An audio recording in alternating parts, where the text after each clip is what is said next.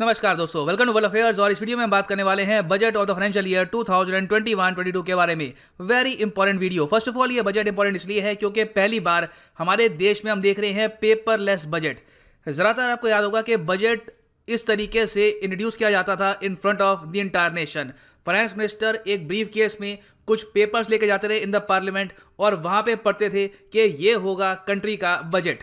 मगर सिंस इस बार का बजट है पेपरलेस, तो हमारी फाइनेंस मिनिस्टर ने यहाँ पर एक ब्रीफ केस प्रेजेंट किया देश के सामने। इन्होंने यहाँ पे प्रेजेंट की है एक टैबलेट। जी हाँ, ये टैबलेट है और टैबलेट के ऊपर ये है एक लाल रंग का कवर। और यहाँ पे आप देख पाओगे पार्लियामेंट में एक टैबलेट के जरिए इन्होंने पढ़ा है पूरा बजट। और एक और इंटरेस्टिंग बात यह भी है कि एक ऐप भी लॉन्च करी गई है for the common man, member of parliaments, officials, even हम जैसे लोग। अगर हम चाहते हैं कि बजट से रिलेटेड सारे डॉक्यूमेंट्स हमको एक जगह मिल जाएं, तो उसके लिए लॉन्च करी गई थी यूनियन बजट मोबाइल ऐप। यहाँ पे आप देखोगे गूगल प्ले स्टोर पे ये ऐप आपको मिल जाएगी, union budget app developed by NIC. और यहाँ पे आपको टोटल 14 डॉक्यूमेंट्स मिलेंगे रिलेटेड टू द बजट। इसमें सबसे इंपॉर्टेंट ऑब्वियसली है द एनुअल फाइनेंशियल स्टेटमेंट, जिसको हम मीडिया में आर्टिकल्स में कहते हैं बजट। जी हाँ, बजट आपको कहीं पे ये जो वर्ड है यूज किया हुआ मिलेगा नहीं, इसको प्रॉपर्ली कहा जाता है द एनुअल फाइनेंशियल स्टेटमेंट। तो इस वीडियो में सबसे पहले मैं आपको ये बताऊंगा कि बजट से रिलेटेड जो मेजर हाइलाइट्स हैं ये क्या है, जिस पर आर्टिकल्स पब्लिश हो रहे हैं। उसके बाद जो 6 पिलर्स हैं इस बार के बजट के, आत्मनिर्भर भारत का जो बजट है इस बार,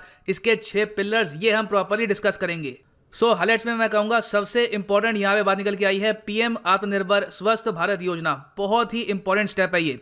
देखो, इसके लिए सरकार ने यहाँ पे एलोकेट किए हैं आने वाले 6 साल के लिए 64,180 करोड़ रुपीस। इसके अंडर होगा क्या? देखो, इस योजना के अंडर कोशिश ये है कि इन द फ्यूचर अगर कोई पेंडेमिक आता है, कोई बीमारी अगर फैलती है, तो उससे निपटने के लिए इंडिया प्रॉपरली प्रिपेयर्ड हो।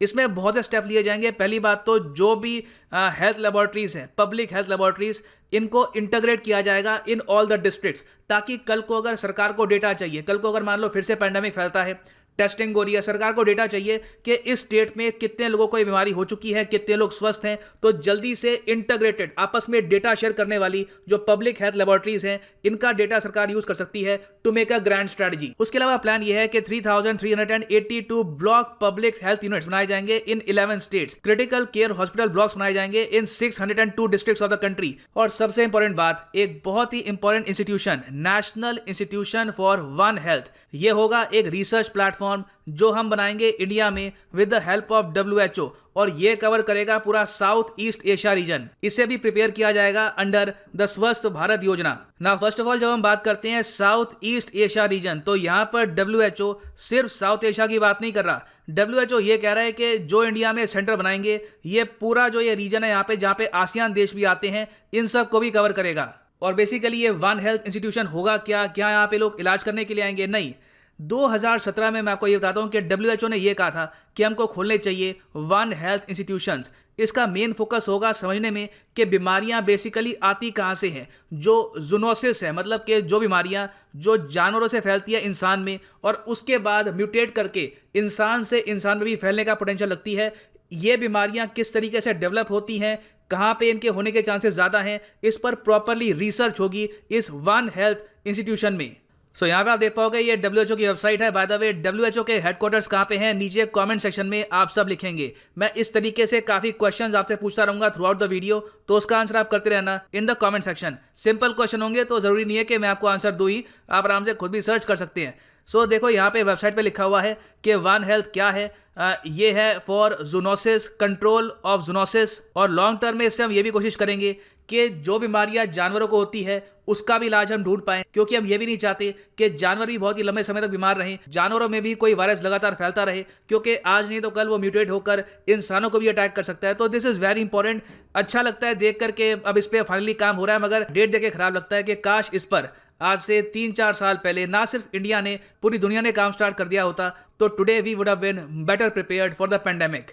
नाउ इस सब के अलावा 9 बायो लेवल 3 सेफ्टी लेबोरेटरीज भी कंस्ट्रक्ट की जाएगी इन द कंट्री। ये देखो बहुत ही इंपॉर्टेंट होती है लेबोरेटरीज। अगर आपको इन द फ्यूचर स्टडी करना है, कंट्रोल करना है किसी नई बीमारी को जो बहुत ही तेजी से फैल रही है, बहुत डेंजरस है, बहुत लीथल बीमारी है, तो उसको स्टडी करने के लिए ऐसी लेबोरेटरीज हैं बहुत ही इंपॉर्टेंट। फिर उस सब के अलावा हम 4 रीजनल नेशनल इंस्टीट्यूट्स भी ओपन करेंगे फॉर वायरोलॉजी। वायरोलॉजी क्या होती है? वायरोलॉजी वो ब्रांच होती है साइंस की जहाँ पे आप स्टडी करते हो वायरसेस को। तो इन अ ग्लांस आप समझ सकते हैं नरेंद्र मोदी जी ऑब्वियसली फील करते होंगे कि इनके टेन्योर में ही ये बहुत बड़ा पेंडेमिक आ गया, तो इनकी लेगेसी का एक पार्ट ये भी है कि ये इंश्योर करें कि आने वाले 10-20 साल में अगर फिर से ऐसा पेंडेमिक आता है, कोई बीमारी फैलती है, तो इंडिया उसके लिए प्रॉपरली प्रिपेयर्ड रहे, आत्मनिर्भर रहे ना। इस योजना में इस सब के अलावा, वायरस पे फोकस करने के अलावा, इन्होंने और भी काफी सारे काम किए हैं। फॉर एग्जांपल हजारों रूरल और अर्बन हेल्थ और वेलनेस सेंटर को सपोर्ट दिया जाएगा। यहां पर यह भी लिखा है कि सेटअप किए जाएंगे 15 हेल्थ इमरजेंसी ऑपरेशन सेंटर्स और 2 यहां पे ओपन करेंगे मोबाइल हॉस्पिटल्स। मोबाइल हॉस्पिटल्स मतलब कि हॉस्पिटल्स जो मूव कर सकते हैं। ये रूरल एरिया और रिमोट एरिया के लिए काफी इंपॉर्टेंट है। सो ओवरऑल जो भी हमारा हेल्थ केयर का इंफ्रास्ट्रक्चर है, इसको स्ट्रांग बनाएगी पीएम आत्मनिर्भर स्वस्थ भारत योजना। और इसके अलावा मैं आपको यही बता दूं कि ऑलरेडी जो हमारी एक एग्जिस्टिंग, एक आप कह सकते हैं मिशन, एक मिशन ही कहेंगे इसको हम, ये है नेशनल हेल्थ मिशन। इसके अंडर ये सब काम हम कुछ हद तक कर रहे हैं।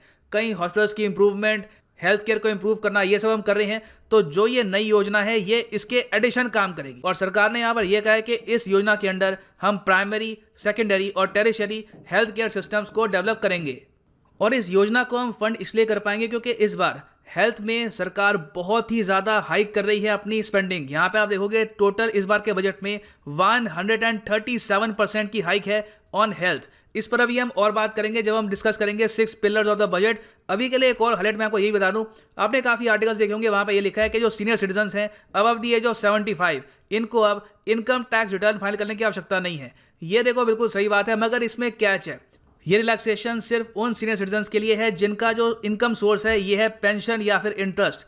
कुछ अमाउंट उन्होंने रखा है बैंक में, उसका उनको इंटरेस्ट आता है, या फिर उनकी पेंशन आती है फ्रॉम गवर्नमेंट या फिर किसी और सोर्स से, तो उनको ही यहाँ पे रिलैक्सेशन दी है कि आपको आईटीआर फाइल करने की आवश्यकता है नहीं। बाकी अगर मान लो कोई बहुत बड़ी कंपनी है, वहाँ पे 78 ईयर्स का कोई सीईओ काम कर रहा है, तो उन्हें तो अपना आईटीआर अपना फाइल करना होगा। ये बहुत ही इंपॉर्टेंट है।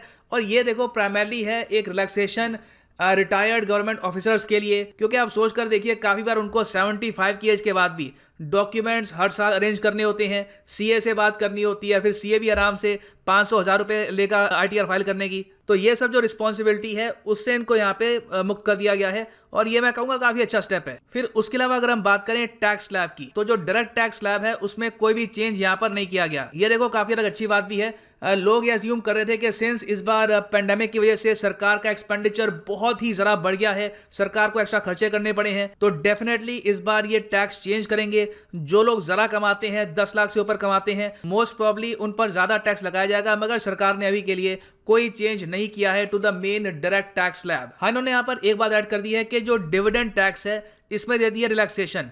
डिविडेंड देखो होता क्या है, आपने देखा होगा बहुत सारे म्यूचुअल फंड्स होते हैं, वहां पे लिखा होता है डिविडेंड पेइंग म्यूचुअल फंड्स। आप उस म्यूचुअल फंड में पैसे डालो, तो जिन कंपनीज में वो म्यूचुअल फंड पैसे डालता है, वो अगर जब भी डिविडेंड देंगी तो वो डिविडेंड भी आपको मिलेगा।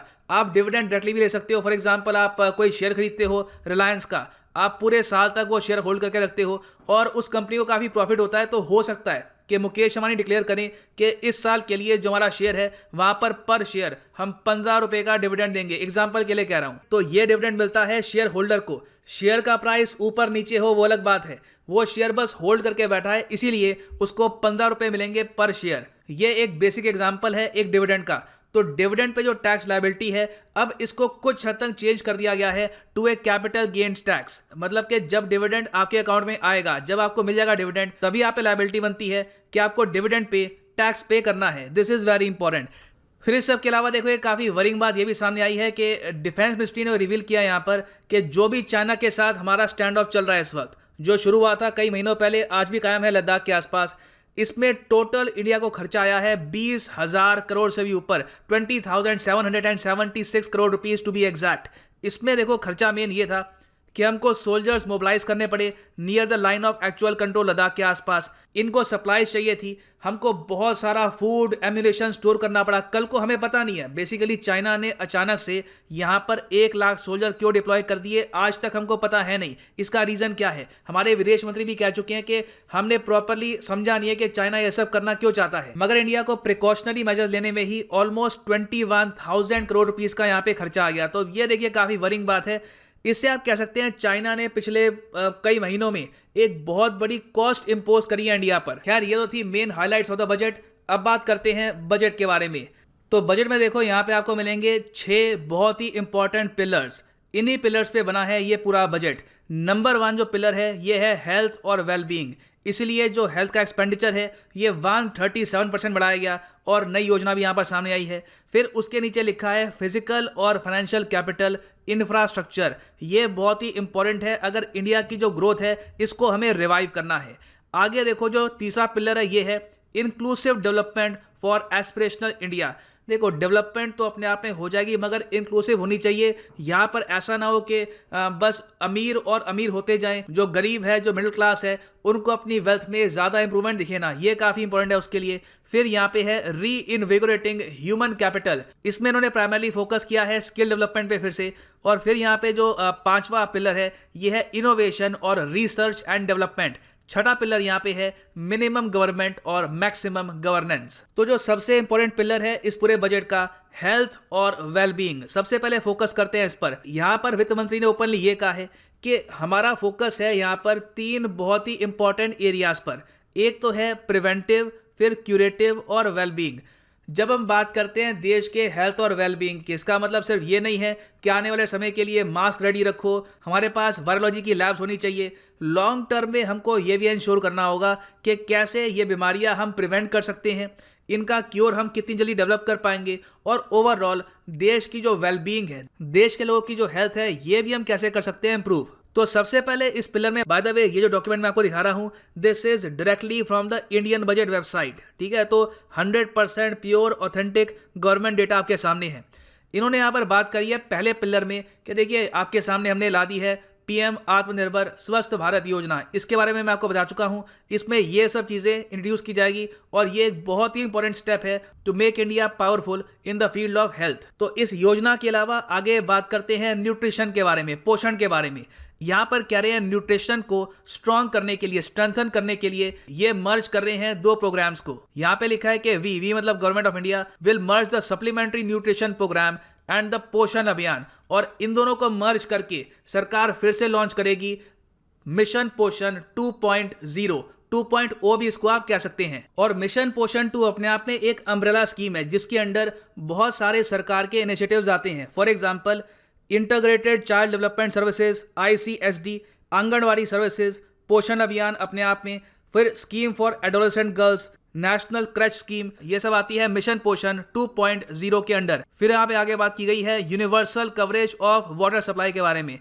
सरकार ने WHO की यहाँ पे काफ़ी कोटेशन यूज़ करी है। यहाँ पर कह रहे हैं कि WHO ने बार बार ये कहा है कि clean water, sanitation, clean environment, ये बहुत ही इंपॉर्टेंट है अगर आपको अचीव करना है यूनिवर्सल हेल्थ केयर। तो इसके लिए जल जीवन मिशन अर्बन ये बहुत ही जल्द लॉन्च किया जाएगा और इसकी इम्प्लीमेंटेशन होगी आने वाले 5 साल में। इसका टोटल आउटले है एक मैसिव 2,87,000 करोड़ रुपीस। फिर आगे ये लोग बात करते हैं क्लीन एयर के बारे में भी, ये भी हेल्थ का एक बहुत इंपॉर्टेंट एस्पेक्ट है। यहाँ पर कह रहे हैं to tackle the problem of air pollution, जो एयर पोल्यूशन की प्रॉब्लम है इसको टैकल करने के लिए a massive 2,217 crore rupees for 42 urban centres with million plus population in this budget.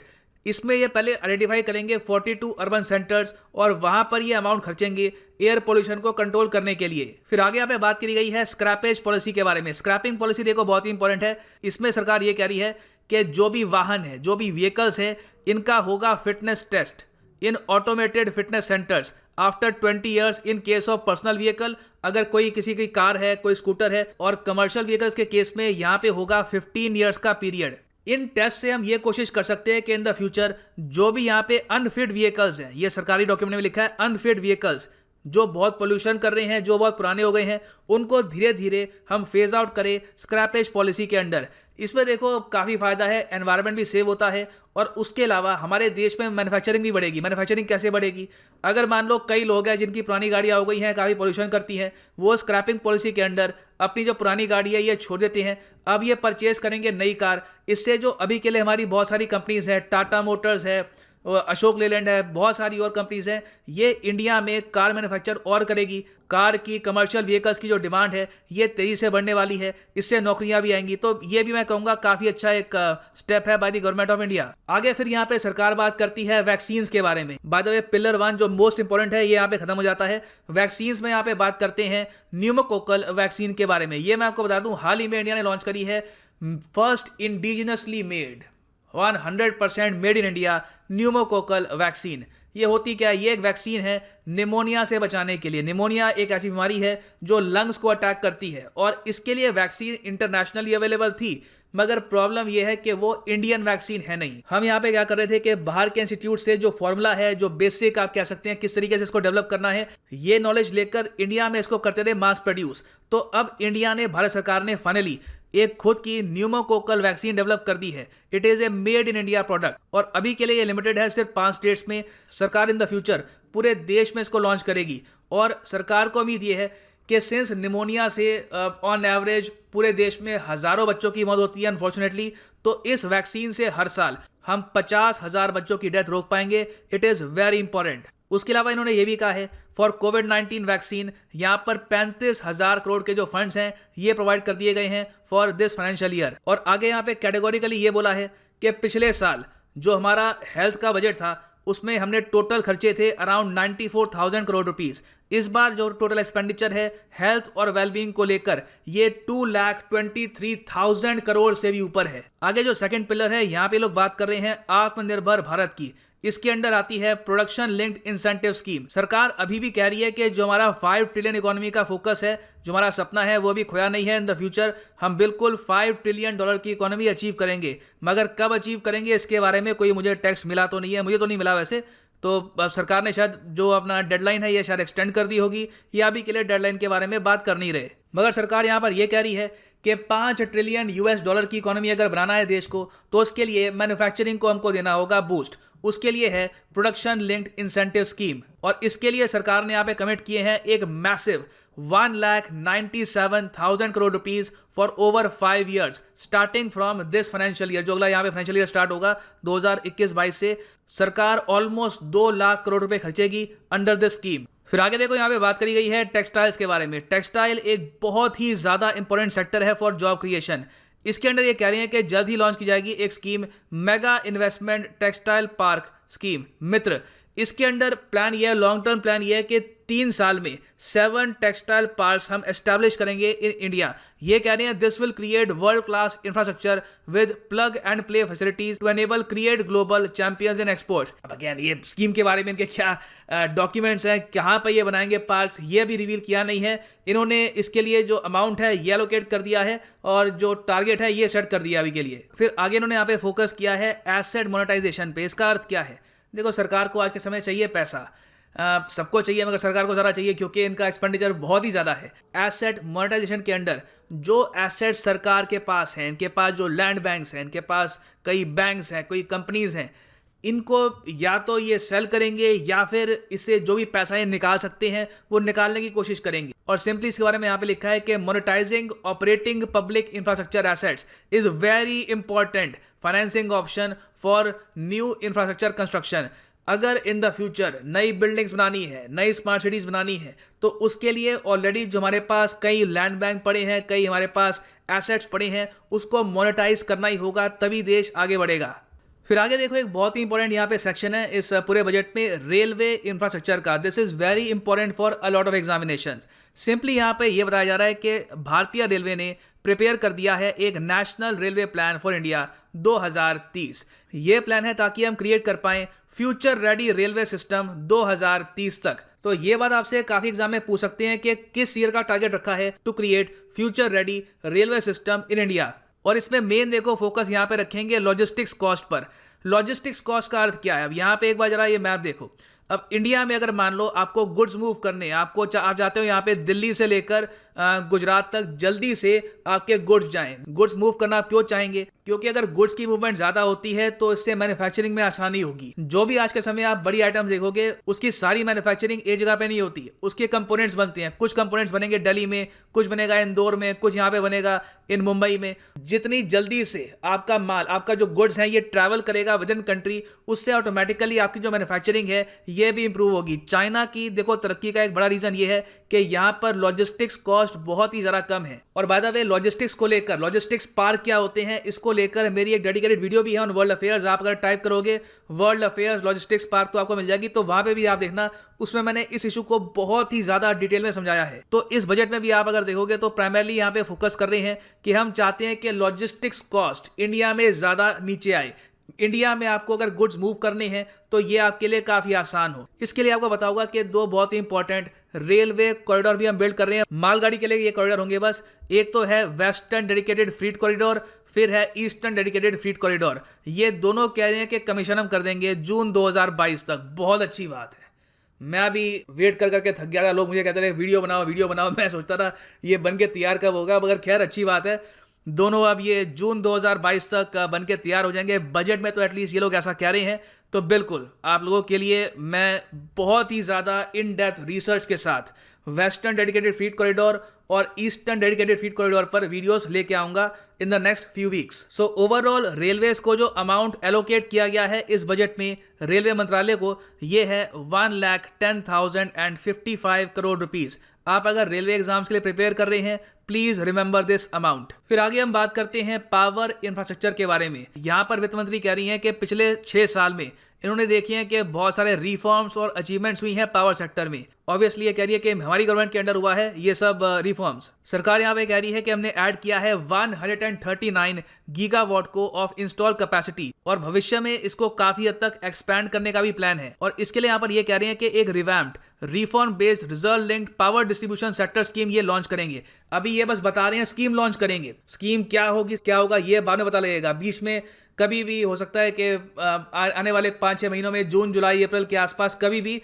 एक न्यूज़ आ जाए कि एक नई स्कीम लॉन्च करी गई है फॉर द पावर सेक्टर। इसमें भी के लिए हमको बस ये पता है कि सरकार आने वाले 5 साल में खर्चेगी more than 3 lakh crore rupees और ये पैसा दिया जाएगा उन डिस्कॉम्स को ताकि ये इंफ्रास्ट्रक्चर क्रिएट कर पाएं फॉर प्रीपेड स्मार्ट मीटरिंग। जो मीटरिंग होती है आपके घर में जो मीटर लगा होगा उसकी प्रीपेड स्मार्ट मीटरिंग हो, फीडर सेपरेशन हो और अपग्रेडेशन हो सिस्टम की। तो ओवरऑल मैं आपको ये बता दूं आने वाले 5 साल में जिस तरीके से आप इलेक्ट्रिसिटी कंज्यूम करते हो उसमें भी आप बहुत ही बड़ा बदलाव देखने वाले हैं, which is a good thing. फिर यहाँ पर उन्होंने बात करी है पेट्रोलियम और नेचुरल गैस की। यहाँ पर कह रहे हैं कि हमारी गवर्नमेंट ने इंश्योर किया है कि लॉकडाउन के टाइम में भी जो फ्यूल सप्लाईज हैं ये लगातार लोगों को मिलती रहे, कहीं पर ये प्रॉब्लम ना आ जाए कि पेट्रोल डीजल या फिर सीएनजी इसकी कमी है। तो फ्यूल सप्लाई बहुत ही इंपॉर्टेंट है और इसलिए कह रहे हैं कि इस सेक्टर को इन द फ्यूचर हेल्प करने के लिए, इसको बढ़ाने के लिए कुछ की इनिशिएटिव्स हम यहाँ पर ले रहे हैं। देखो फ्यूल बाय द वे ये नहीं है कि सिर्फ ट्रांसपोर्ट के लिए होता है, जो लोग घर में यूज करते हैं cooking fuel, it is also a type of fuel. तो इसके लिए उज्ज्वला स्कीम के अंडर, जिसके अंडर ऑलरेडी हम देख रहे हैं कि 8 करोड़ हाउस होल्ड्स को बेनिफिट मिल चुका है, इसको एक्सटेंड किया जाएगा ताकि 1 करोड़ और बेनिफिशरीज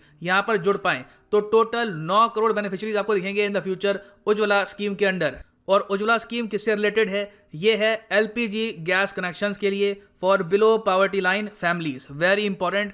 1 करोड़ और बेनिफिशरीज यहाँ पे जुड़े जाएंगे। फिर ये लोग ये भी कह रहे हैं कि एक गैस पाइपलाइन प्रोजेक्ट हम शुरू करेंगे in the union territory of Jammu and Kashmir. इसके बारे में और डिटेल्स अभी दिए नहीं है, बाद में इस पर और अनाउंसमेंट करेंगे। फिर यहाँ पर ये लोग ये भी कह रहे हैं कि देश में एक gas transport operator, gas transport system operator भी ये सेटअप करेंगे for facilitation and coordination of booking of common carrier capacity in all natural gas pipelines. फिर आगे लोग यहाँ पे बात करते हैं रिकैपिटलाइजेशन ऑफ पीएसबीज के बारे में। देखो पब्लिक सेक्टर बैंक जो है हमारे Punjab national bank, bank of Baroda, बहुत सारे और हमारे पास जो सरकारी बैंक है, इनमें सरकार ने पिछले कई सालों में लाखों करोड़ों रुपए इंजेक्ट किए हैं। इसका रीज़न बहुत ही सिंपल है, इन बैंक्स को पहली बात तो इतने एफिशिएंट तरीके से ऑपरेट किया नहीं जा रहा। बार बार हम सुनते हैं कि किसी ना किसी बैंक में स्कैम हो गया, कभी नीरव मोदी का स्कैम हो जाता है, कभी विजय माल्या का स्कैम होता है और बहुत ही आसानी से कई लोग यहाँ पे बस लोन लेकर देश के बाहर भाग जाते हैं। उसको रोकने के लिए कुछ स्टेप्स लिए गए हैं, मगर अभी भी आप अगर देखो तो बहुत सारे सरकारी बैंक्स हैं वहाँ पर एनपीए का इशू है और इन बैंक्स को अगर फाइनेंशियली स्टेबल रखना है तो सरकार को अपनी तरफ से इनमें लगातार पैसा डालना होगा। अब यहाँ पर देखो सोचने वाली बात है कि सरकार टैक्स पेयर का पैसा 20,000 करोड़ रुपए ये यहाँ पर पंप कर रही है एक लॉस मेकिंग बैंक को लगातार आगे बढ़ाने के लिए। तो कहीं ना कहीं हमको सोचना होगा इन बैंक्स के बारे में भी, और इसलिए भारत सरकार ने यहाँ पर यह भी कहा है कि 2 पब्लिक सेक्टर बैंक्स की डिसइन्वेस्टमेंट भी यहाँ पर करी जाएगी। और यहाँ पे मैं आपको ये बता दूं कि मिनिस्ट्री वाइज किस मंत्रालय को कितना एलोकेशन हुआ है, ये भी बहुत ही इंपॉर्टेंट है। यहाँ पे आप देखोगे ये मेजर एलोकेशंस है मिनिस्ट्री के, सबसे ज़्यादा यहाँ पे एलोकेशन किया गया है मिनिस्ट्री ऑफ डिफेंस को 4,78,196 करोड़ रुपीस। ये है डिफेंस मिनिस्ट्री को दिया गया अमाउंट, सबसे ज्यादा ये मिनिस्ट्री के हिसाब से। अच्छा, मैं ये भी चाहता हूं जो मिनिस्ट्रीज का यहाँ पे मैं नाम लूंगा ना, काफी मुश्किल काम है, पता नहीं कितने लोग करेंगे इसको। इन सब मिनिस्ट्रीज के जो मिनिस्टर्स हैं, नीचे कमेंट सेक्शन में इसके बारे में भी लिखना। वेरी इंपॉर्टेंट क्वेश्चन, इससे आपको मेमोराइज करने में भी आसानी होगी। तो देखो, ministry of housing and urban affairs को यहाँ पे मिले हैं 54,581 crore rupees. Ministry of health and family welfare को यहाँ पर मिले हैं 73,932 crore rupees. Ministry of education को मिले हैं यहाँ पर 93,000 करोड़ से भी ऊपर। मिनिस्ट्री ऑफ रेलवेज का मैंने आपको बता दिया था 1,10,000 करोड़ से भी ऊपर। फिर ministry of road transport and highways को मिले हैं यहाँ पर 1,18,000 करोड़ के आसपास। फिर है ministry of agriculture and farmers welfare, इसको मिले हैं 1,31,000 करोड़ के आसपास। फिर है ministry of rural development 1,33,000 crore rupees. Ministry of home को दिए गए हैं 1,66,000 करोड़ रुपीस। और ministry of consumer affairs and food public distribution को दिए गए हैं 2,56,000 करोड़ से भी जरा का अमाउंट ना। फिर हम यहाँ पे बात करते हैं फिस्कल पोजीशन के बारे में। ये बहुत ही इंपॉर्टेंट है। हमारे देश में फिस्कल सरप्लस तो है नहीं, फिस्कल डेफिसिट है। फिस्कल डेफिसिट का मतलब total expenditure minus total receives. जितना आपके पास पैसा आ रहा है, जितना आप खर्च रहे हैं, उसमें डिफरेंस क्या है। तो फिस्कल डेफिसिट देश का बढ़ गया है। ऑब्वियस ही बात है, बढ़ेगा। सरकार ने टैक्स स्लैब में कुछ चेंज नहीं किया, हम लोगों पर कोई एक्स्ट्रा टैक्स अभी के लिए तो इम्पोज किया नहीं गया। फिर सरकार यहाँ पर यह भी कह रही है कि नई योजनाएं लाएंगे, जो ऑलरेडी स्कीम्स चल रही है वहां पे करोड़ों नई फैमिलीज को ऐड करेंगे, कई और खर्चे करेंगे। तो ऑब्वियस ही बात है कि फिस्कल डेफिसिट देश का बढ़ना ही वाला है। ऑलरेडी सरकार कह चुकी है कि पिछले फाइनेंशियल ईयर में जो हमने कैलकुलेट किया था कि हमारा टोटल खर्चा होगा अराउंड 30 लाख करोड़ के आसपास, ये बढ़ के 34 लाख करोड़ के आसपास पहुंच गया है। और फिस्कल डेफिसिट अभी के लिए यहाँ पे कह रहे हैं the fiscal deficit is pegged at 9.4% of GDP. ये बहुत ज़्यादा है, काफ़ी, मतलब आप कह सकते हैं जितना हम कमा रहे हैं, जितना हम खर्च रहे हैं, उसमें जो गैप है ये लगातार बढ़ता ही जा रहा है। और यहाँ पे आप देखेंगे इन्होंने एक एक्ट की भी बात की है। इन्होंने यहाँ पर यह कहा है कि हम जानते हैं कि FRBM एक्ट के हिसाब से, FRBM की फुल फॉर्म क्या है? FRBM की फुल फॉर्म है fiscal responsibility and budget management act of 2003। इसके हिसाब से लिखा हुआ था 3% ऑफ जीडीपी होना चाहिए फिस्कल डेफिसिट बाय 31 मार्च फाइनेंशियल ईयर 2020-21। तो ऑब्वियसली हम लोग 3% से काफ़ी ऊपर चले गए हैं। तो फिर से इसके लिए एक अमेंडमेंट लाया जाएगा इस एक्ट में, ताकि हम चेंजेस करें। बेसिकली हमारी जो डेडलाइन थी फिस्कल डेफिसिट को मैनेज करने की, ये कोविड-19 ने बुरी तरीके से बर्बाद कर दिया, काफ़ी खर्चा हुआ है यहाँ पर। इसलिए सरकार यहाँ पे कह रही है कि जो लॉन्ग टर्म प्लान्स थे फिस्कल मैनेजमेंट को लेकर, उसमें हमें काफ़ी नुकसान झेलना पड़ा है। और आपसे एग्जाम में ये भी पूछ सकते हैं कि ओवरऑल सरकार के पास जो पैसा आता है उसका सबसे बड़ा सोर्स क्या है। तो यहाँ पर देखो, काफ़ी बड़ा, सबसे बड़ा मैं कहूँगा सोर्स है बोरोइंग और अदर लायबिलिटीज़। अगर सरकार के पास 1 रुपये आता है तो उसमें से 36 पैसे आते हैं उधार से, और बाकी इनकी जो लायबिलिटीज़ हैं उस सब से। अब ये लगातार बढ़ रहा है पिछले कई सालों से ये पोर्शन।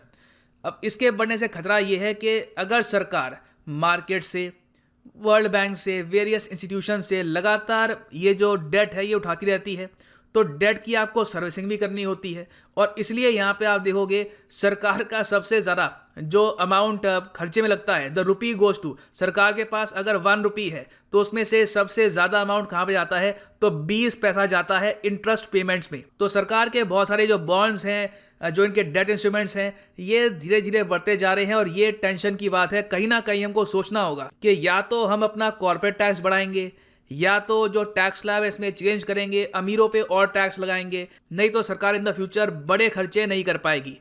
तो अभी के लिए देखिए, जो मेन पॉइंट्स है बजट के मेरे हिसाब से मैंने यहाँ पे कवर कर लिए हैं। बाकी अगर कोई योजना रह रही हो, कोई स्कीम रह रही हो, उस पर इन द फ्यूचर मैं डेडिकेटेड वीडियो या फिर जो MCQ वाली वीडियो होती है उसमें उसको कवर करने की कोशिश करूंगा। अभी के लिए ये है end of this video. Thank you for listening and as always God bless you all.